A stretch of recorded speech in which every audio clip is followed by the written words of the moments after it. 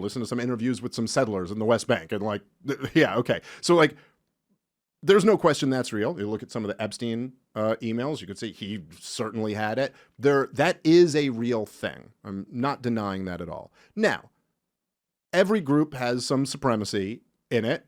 And then there's kind of like light, I don't know. This is what I kind of meant about like bigotry being a spectrum, and you always have a little bit of it. There's always someone who's just like, you know, my grandma makes the best meatloaf in all of the town or whatever.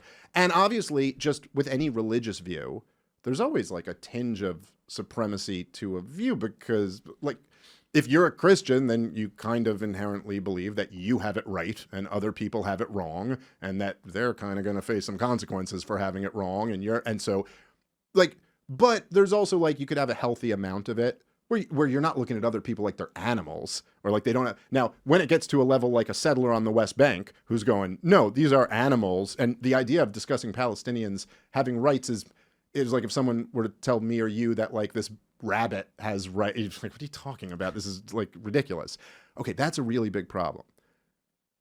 However, to say it's not about Israel or the Israel lobby, it's about Jewish supremacy, feels a lot to me like a like kind of a left winger, like going like, well, no, the problem isn't any of these policies, it's racism.